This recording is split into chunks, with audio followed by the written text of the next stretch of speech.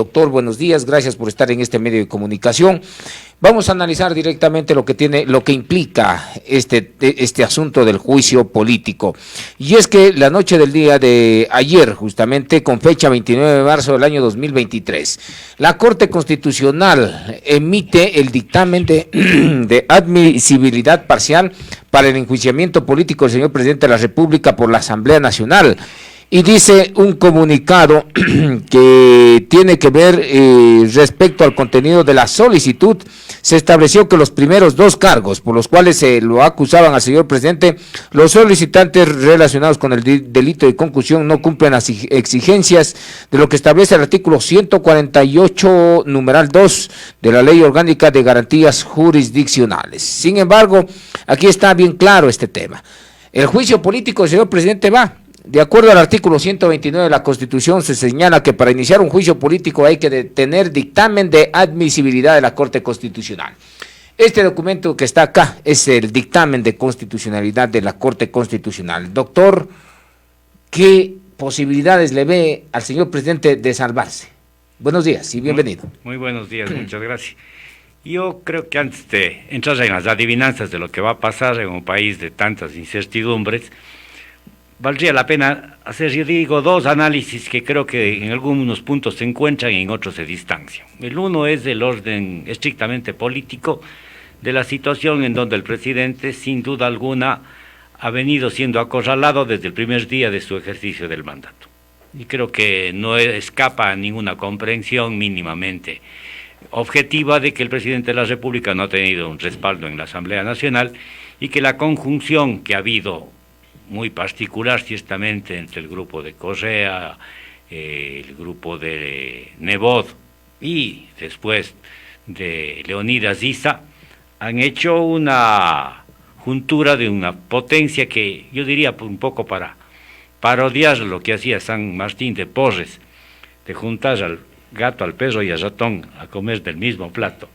Lazo ha conseguido que coman del mismo plato. Reunirlos a los tres ahí, ¿no? A Issa, a Nebot y a Rafael Correa. Wow. Y ellos son los que realmente son los auspiciantes, diría yo, los mentores y autores intelectuales de este proceso, en donde la Asamblea, absolutamente disminuida, sin ninguna potencia política ni casi ninguna credibilidad, porque si creemos en las encuestas, la Asamblea tiene menos respaldo que el propio presidente. Así es. Y lo que termina siendo un poco casi cómico y doloroso para el mismo tiempo para el presidente de la República, es que vaya a ser juzgado por quienes son evidentemente los más descalificados, y los descalificados sean los jueces. Pero eso es lo que ha pasado en el orden político y esa es la realidad política. Una realidad política en donde no creemos en nadie, y una realidad política en donde el futuro del país se vuelve cada vez más incierta porque nuestros representantes, o lo que podríamos llamar la inteligencia del país, es ciertamente casi nula o no está en la Asamblea. O no está en la Asamblea ni está en la política. Y eso me parece que es, sin duda alguna, muy problemático, no solo para el presente, sino para el futuro, y por lo tanto, lo que ocurra con la decisión final de la muerte cruzada, la renuncia o la destitución que pueda ocurrir, no va a cambiar para nada esta situación de no tener representación política digna en el país. Bueno, de hecho, el presidente de la República no tiene mayor respaldo dentro de la misma Asamblea Nacional, lo cual lo pone más arrinconado al primer mandatario. Ahora, le quedan dos opciones. O se somete al juicio político, va y responde directamente el presidente de la República al juicio político, porque sí, así lo ha señalado Cucalón. Vamos directamente a responder a la Asamblea, al juicio político. Vamos a dar guerra al juicio político, dice el señor Bernal, el economista Bernal, pero yo no veo que él da guerra cuando debe de dar ante ministerios casi inexistentes, invisibles, pero esa es otra cosa. El presidente de la República dice vamos a la Asamblea Nacional, Cucalón dice vamos a la Asamblea Nacional, pero le veo que le quedan dos opciones. Se somete a ser juzgado por deslegitimados, como usted bien lo señala, que es la Asamblea Nacional, o aplica el 148 de la Constitución, muerte cruzada. ¿Hay otra tercera vía o son las dos que le quedan al primer mandatario? Bueno, creo que la tercera vía es la posibilidad de renunciar, ¿no? de renunciar ante la propia Asamblea para que esa renuncia sea tramitada como tal por alguna causal que la puede invocar de una incapacidad física para continuar. Renunciar, pero ¿le sucede quién? El vicepresidente. Borrero. Obviamente. En el caso de la muerte cruzada también le sucede Borrero. O en el caso de la destitución también, obviamente, a Borrero le correspondería la presidencia. Creo que en el análisis jurídico, que sería la otra parte de estas paralelas que a veces se juntan y que ciertamente tienen contactos y a veces distancias, en el orden jurídico, el dictamen de la Corte Constitucional sin duda alguna le habilita a la Asamblea y le legitima en la decisión que vaya a tomar. Que está bien encaminado.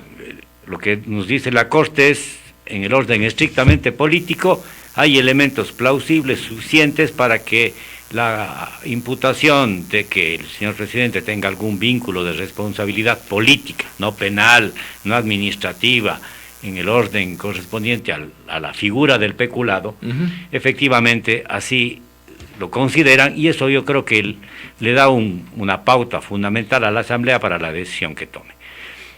Yo he leído, les digo un poco rápidamente, porque es un texto de 143 páginas, la decisión tomada por la Corte, y hay razonamientos que a mí me parecen sólidos en la parte retórica y todavía deficientes en la parte de consistencia, de correspondencia. Me refiero a lo siguiente.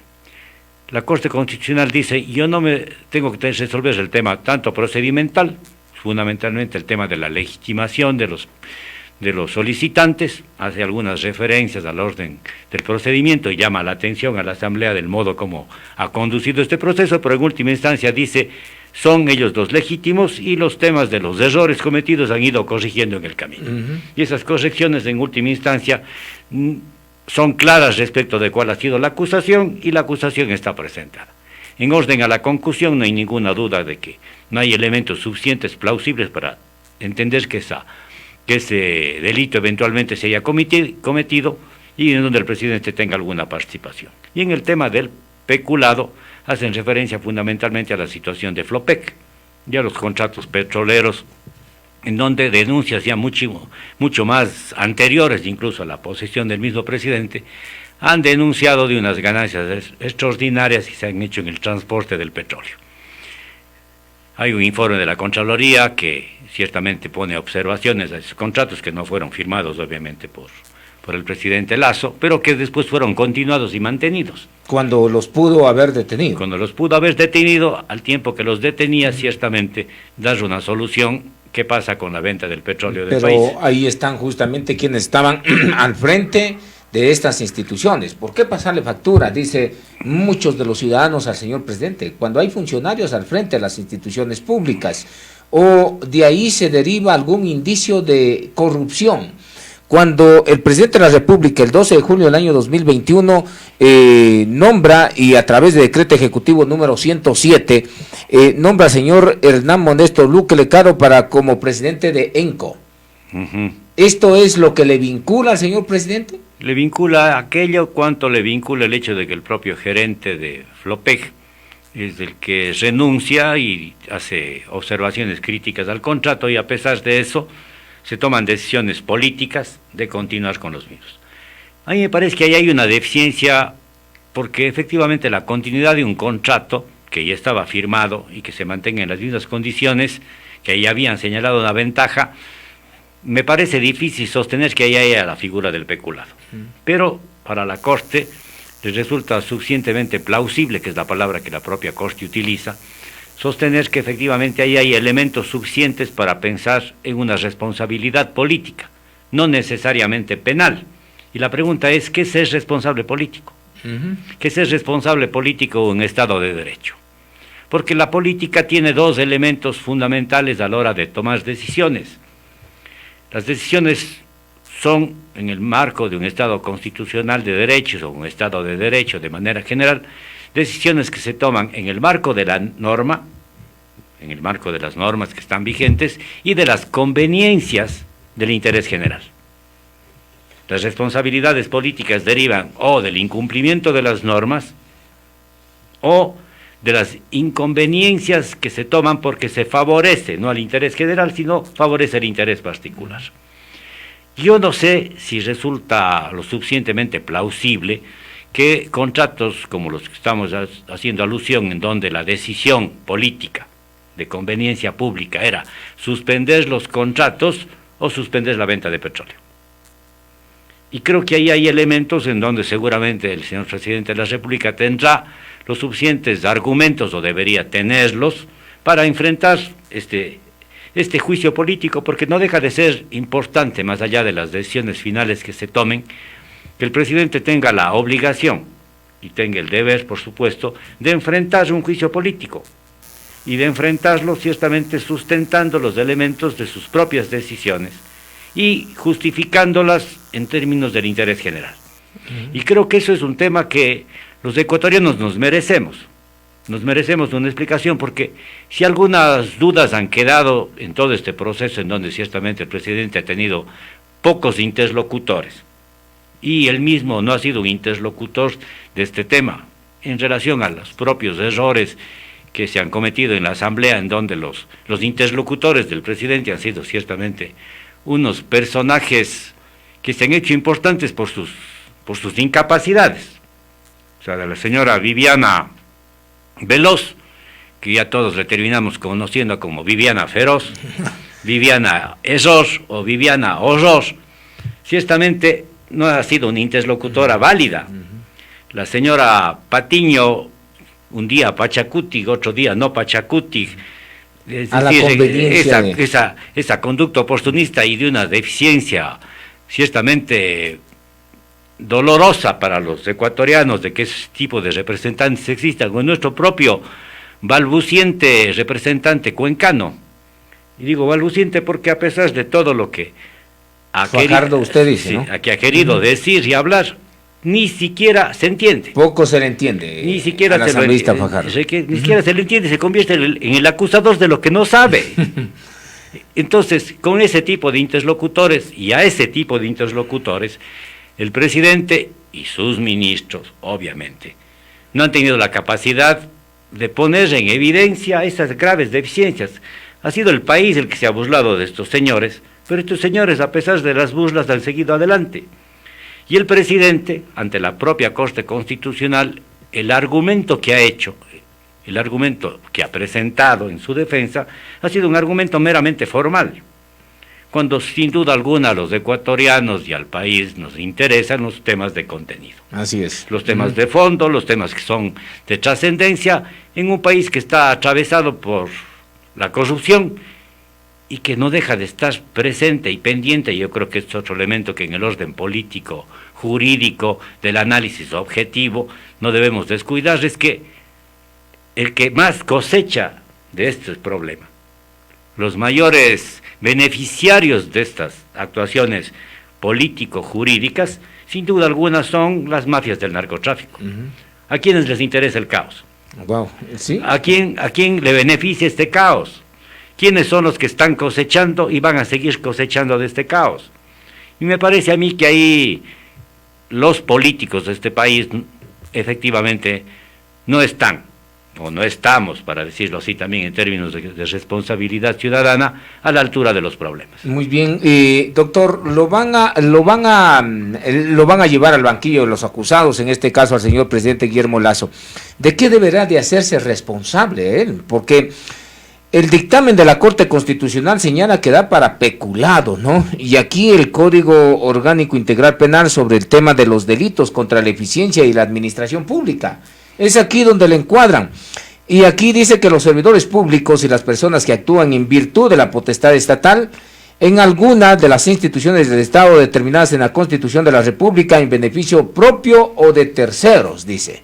Propio no creo que sea, pero sí de terceros. Por ahí va la cosa, porque ¿qué le pueden señalar en qué se ha beneficiado el señor presidente Guillermo Lasso? Sí, yo creo que además el beneficio de terceros, que es el que seguramente podrá sustentarse, necesita ser debidamente justificado en términos de que existía el conocimiento Del presidente de la República. Claro, de que existía el conocimiento, de que estaba a su alcance tomar una decisión de control, de que estaba a su alcance realmente impedir que eso ocurra. Y a mí me parece que todos esos elementos resultan bastante difíciles de sustentar en una actividad en donde evidentemente creo que el presidente de la República nos ha dejado mucho que desear en términos de la capacidad de decisión y de acción en muchos temas, y en este tema también, en donde seguramente en la balanza estuvieron pesando decisiones que tenían que ver qué es lo que más le conviene al país, que continúe vendiéndose el petróleo por estos intermediarios que ya existieron con unas ventajas. O que vaya a buscar otros mercados. O que se suspendan esos contratos y se suspenda la venta de petróleo. Y hasta eso, ¿cuánto perdía el país? ¿Cuánto perdía el país? Claro, también lo hubiesen podido meter a juicio político por el otro lado. O sea, entonces no tenía escapatoria. Yo digo, ahí hay temas que en el caso del análisis de la Corte, y lo que he alcanzado a leer, no le veo la suficiente fortaleza, ni siquiera para demostrar la existencia de la infracción, mucho menos para fortalecer ese vínculo. De todas maneras, lo que la Corte hace alusión es la necesidad de que las decisiones que la propia Asamblea las adopte estén lo suficientemente justificadas en el cometimiento de una responsabilidad política. Y vuelvo sobre la misma reflexión. ¿Cuál es la responsabilidad política? ¿Nombrar al funcionario?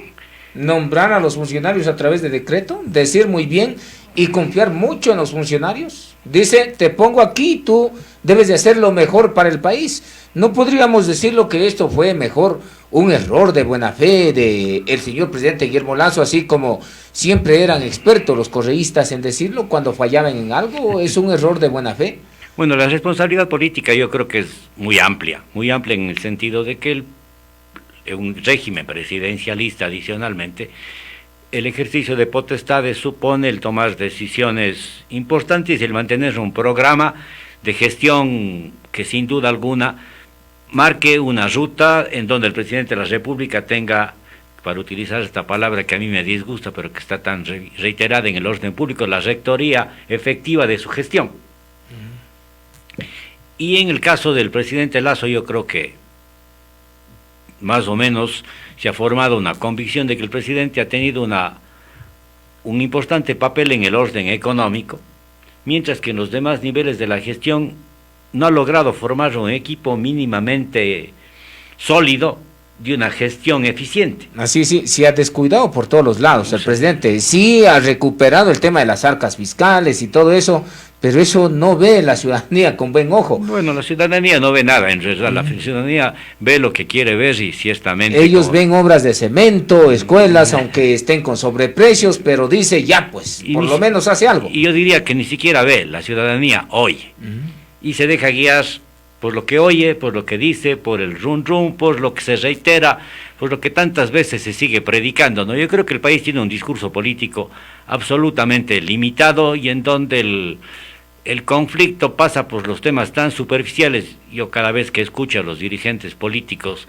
decir que el proyecto del banquero privatizador, del Fondo Monetario Internacional, o sea, son retóricas tan vacías, tan huecas, tan sin sustento, que se repiten 40 años y que nadie sabe lo que significan. Entonces, cuando el discurso político está reducido a esas manifestaciones tan discursivas, de palabrería vana, sin duda alguna el país no tiene argumentos responsables, serios, sobre los cuales se está discutiendo. Y creo que en el caso del juicio político también la pregunta es, no si es que el presidente tiene responsabilidad, sino tiene o no tiene los votos. En la Asamblea Nacional, claro, para salvarse. Para salvarse. O si los que le acusan tienen los suficientes votos para tomar la decisión de censurar y destituir al presidente.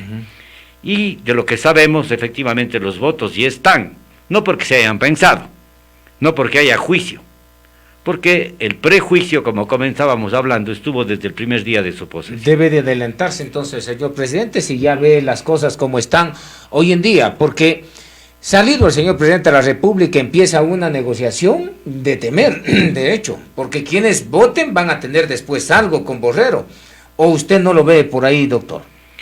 Yo sinceramente veo que, quiero ver también, ojalá el presidente enfrente el juicio político, porque tiene la obligación de enfrentarlo, porque los ecuatorianos tenemos el derecho de saber. Creo que los cauces están dados y el presidente sabrá tomar las decisiones que sean las más importantes en el orden al interés público. Yo creo que su defensa debería estar sustentada o para tomar la decisión de aceptar la decisión de la Asamblea. Pero de una asamblea deslegitimada también, o sea, ¿quién se va a sentar en el banquillo para que alguien deslegitimado como es la Asamblea Nacional empiece a juzgarlo a uno? Pero eso es lo que está pasando, esos son los jueces. Entonces el presidente va a tener varios temas de los cuales hacer uso, ¿no? ¿Cuán legítima es la Asamblea para juzgarle? No hay legitimidad, de hecho el pueblo ha hablado y se ha pronunciado sobre el tema de la Asamblea. Por lo tanto, otra cosa es de que el pueblo se pronuncie a través, yo no sé, a través de nuevamente otra consulta o a través de algún otro mecanismo, porque ya la destitución ya creo que ya no va, porque es en el primero y antes del último, nada más. La siguiente pregunta es si es que le conviene al presidente o le conviene al país en este estado de cosas una muerte cruzada que supone estar en elecciones en los siguientes 7 a 8 meses, que ese es un tema con un consejo electoral también deslegitimado. Están los jueces y promotores de este juicio político, los asambleístas, o para decirlo otra vez, el señor Correa y el señor Nebot, la izquierda democrática, Pachacuti, ¿están preparados para un proceso electoral?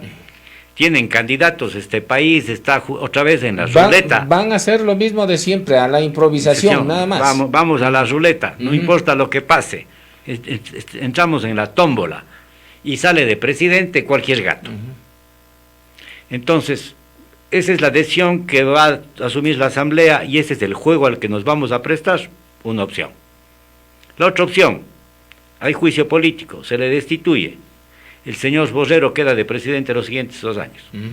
Se nombra vicepresidente de una terna que coloca el mismo señor vicepresidente. Ese gobierno va a tener la fortaleza, la legitimidad, o seguimos en el juego. Bueno, van a seguir en el juego, porque viene del mismo génesis de Lazo, viene Borrero. Claro, y seguimos en el... ¿O será la destitución de Borrero para que suba a Saquicela? O, digamos, Borrero es elegido presidente y a Borrero otra vez se le hace la vida imposible, se le impide su gestión, en última instancia se le va forzando a que él declare la muerte cruzada o se le destituye. Y por lo tanto estamos otra vez en este círculo del cual no podemos salir y que en última instancia responde a una temática que es la que no está discutiéndose, porque el tema de fondo detrás de esta problemática es qué va a pasar con el futuro del Correato. ¿Qué es lo que nos estamos disputando? El tomarnos del Estado para que se cambien jueces, para que se dicten otras sentencias, para que se revisen procesos. Eso es lo que está detrás. Pero eso nos está llevando. Por ejemplo, la Asamblea y los actores políticos nos están arrinconando actualmente ahí, a ese lado. Yo digo, en buenas cuentas, la Asamblea Nacional, que aparece como actora, en realidad es la promotora de un sainete en donde los que han escrito el guión o lo están escribiendo están detrás. Y los que están escribiendo ese guión, sin duda alguna, o el principal escritor de este guión sigue siendo Correa. ¿Y el Partido Social Cristiano o ya no? ¿Usted no lo ve por ese lado? Yo creo que el Partido Social Cristiano tiene otros conflictos. En realidad, para decirlo en términos políticos, en lo que pueda resumirse esto, que creo que tiene poco de ideología o casi nada de ideología, efectivamente Nebot perdió el control del empresariado, de la oligarquía costeña con la presidencia de Lazo. Y eso es lo imperdonable. Eso es lo imperdonable porque deja de tener el control y el poder que el Partido Social Cristiano ha tenido sobre los grupos económicos, sobre todo de la costa, con la presencia de Lazo. Esa circunstancia le ha llevado a juntarse con Correa, porque con Correa, en definitiva, los negocios son más simples, ¿no? A Correa, ¿qué le interesa? Regresar. ¿A costa de qué? De lo que fuera. A Lasso, a Nebot, ¿qué le está interesando? Recuperar su peso político, su poder político. Y a eso se reduce la historia del país de estos últimos años. Muy bien, doctor. ¿Por qué el presidente de la República no apresura esta situación? Claro, queremos ver cómo responde en el país, pero se la juega por el todo. Y por el otro lado, estamos en dos lados que no nos va a ir bien. Una Asamblea Nacional que si sale, no vamos a tener nuevamente, como usted bien lo señaló, el tema de la ruleta. Las organizaciones políticas no están listas como para presentarnos cuadros que estén al nivel del pueblo ecuatoriano. Y por otro lado está el señor presidente que pueda tener un espacio, un ambiente, un respiro de gobernabilidad, no terminar su periodo para el cual fue electo, pero sí tener un espacio en donde pueda dejar algo subsanando. El tema de la muerte cruzada directamente aplicando la norma constitucional. Pero ahí viene la otra contraparte, porque la CONAIE a través del señor Leonidas Issa dice que si convoca muerte cruzada, el pueblo sale a las calles, y respetando totalmente la Constitución y mostrando lo que no debe demostrar un dirigente, un desconocimiento y una ignorancia total sobre un Estado de Derecho.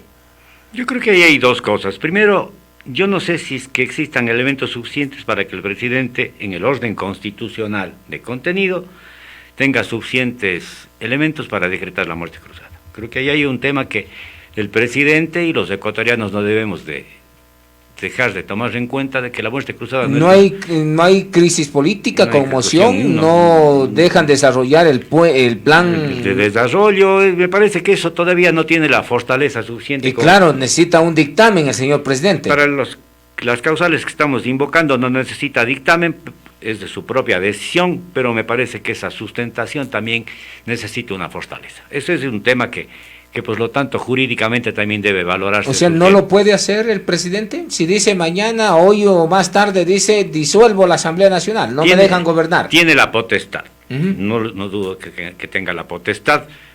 Me parece a mí que el contenido todavía no está suficientemente justificado. Creo que ahí hay elementos que por lo tanto incluso podrían ser motivo de un desconocimiento por esta deficiencia de contenido, y la crisis se va haciendo más grande. La otra, la posición del señor Leonidas Issa, que desgraciadamente le ha convertido a la CONAIE, y no sé si la CONAIE tiene la suficiente conciencia de esto. El señor Leonidas Issa es el cachiporrero de Correa, es el que sale a golpear en nombre de Correa. Y este señor, que realmente está destruyendo el movimiento indígena, y está destruyéndole al país, es el interlocutor no nombrado, y en última instancia, la fuerza bruta de las dirimencias políticas en el país.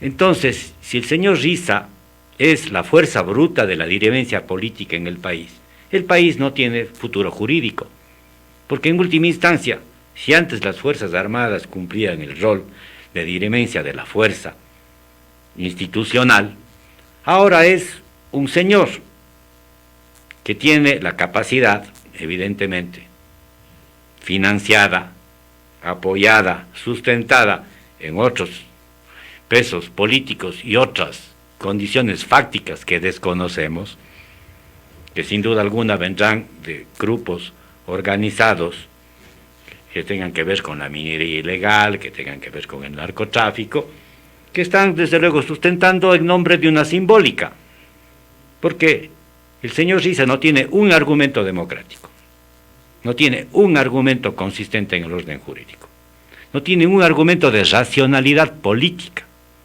para lo que hace, pero sí tiene una simbólica de la cual se arropa, que es indígena, que es la víctima de los 550 años de opresión, que es la víctima y el acreedor permanente del Estado, porque ellos ya no son ecuatorianos, ellos son los acreedores de la historia, ante cualquier gobierno. Él propone el comunismo indoamericano o el estallido, dice, sí, en su libro. Que eso es una declaración más vacía que pues, que esas declaraciones escolásticas sin ningún significado, que es la nada, que la nada no nada, cualquier cosa. Pero utilizando ese discurso tiene sus beneficios. Por ejemplo, imagínese que salga el señor presidente de la República, porque la Corte ya emitió el dictamen, la Asamblea Nacional lista para el juicio y Leonidas Issa por acá preparándose para incendiar el país nuevamente si el presidente de la República pone la muerte cruzada. Esa es la realidad, y entonces, por eso también el futuro de la supuesta muerte cruzada también es un futuro que depende más de la condición política que la condición jurídica. Y en esta condición política, si podemos llamar política, que es una condición de fuerza en realidad, el señor Issa está jugando un papel fundamental, que también es el papel del títere. Del títere del correísmo. Del títere del correísmo, obviamente. Yo creo que ahí el que no quiera ver aquello, o el que quiera disfrazar aquello, o el que quiera creer otra cosa, se está mintiendo y está contribuyendo a mentirle a este país. Y creo que en eso también, desde luego, en el discurso político y en el debate político del Ecuador, nos contentamos con las mentiras.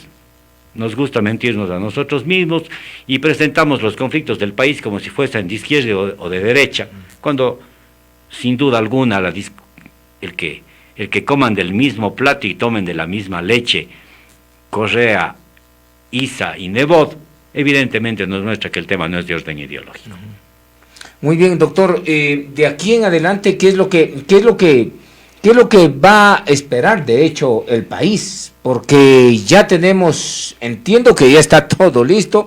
Nuevamente, este dictamen de admisibilidad va al CAL y después va a la Comisión de Fiscalización, entiendo ahí, y más o menos en el mes de abril, mayo, ya tenemos la resolución, los sustentadores. Son unos 45 días aproximadamente los que se notificará a la Asamblea, entiendo que el mismo día de hoy, el CAL tiene 3 días para calificar, remitir a la Comisión de Fiscalización. Que ahí también tiene la de perder el presidente. En la Comisión de Fiscalización, que la preside el señor Villavicencio, seguramente ocurrirá este proceso de sustento de los elementos del juicio, la oportunidad de la defensa del presidente, y con esos elementos pasa al Pleno, en donde en el Pleno se tomarán las decisiones después de que existan también los debates, donde todos los asambleístas pueden participar y desde luego el presidente de la República hacer valer también sus propios argumentos. Ahora, ¿qué pasa si la Asamblea logra destituirlo y el cohecho está considerado como un delito? De hecho, el peculado está considerado como un delito.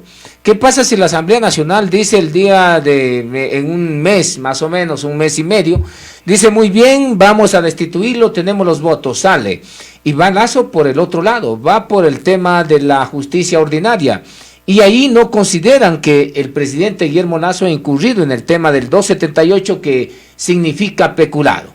¿Qué pasa ahí? No pasa nada porque el juicio político es juicio político, no es juicio penal, y precisamente este tema de la responsabilidad política es la que todavía no alcanza a tener un contenido lo suficientemente sólido dentro de un Estado de Derecho, porque la pregunta es, ¿qué hace la política en un Estado organizado como derecho? ¿Qué hace la política? La política nombra representantes, la política promociona normas, la política controla la gestión pública en un marco discrecional dentro de una organización jurídica. Por lo tanto, la política en un Estado de Derecho es precisamente lo que se controla. El Estado de Derecho tiene la obligación de controlar el ejercicio de la política para que la política no sea el ejercicio del poder sin límites. Pero cuando tenemos un Estado de Derecho en el nombre y la política está por encima de la norma, la política utiliza el derecho como su discurso, pero la política es la que hace y construye la realidad de la nación. Y es evidentemente, yo creo que en el Ecuador, el déficit constitucional, el déficit institucional, el déficit del discurso, radica en precisamente el poco respeto que tenemos a la institucionalidad democrática y a la razonabilidad democrática. Pero esa es la realidad. Ese es el Ecuador que tenemos, y ya pues nos tocará con los bueyes que tenemos. Ahora, ¿quién gana con este juicio político? ¿Quién gana? El país no va a ganar, porque se nos viene una serie de problemas más. ¿Quién va a ganar con este juicio político? Yo creo que lo que están ganando son los narcotraficantes. Creo que lo que están ganando es la delincuencia organizada. Y creo que sin duda alguna está ganando el correcto.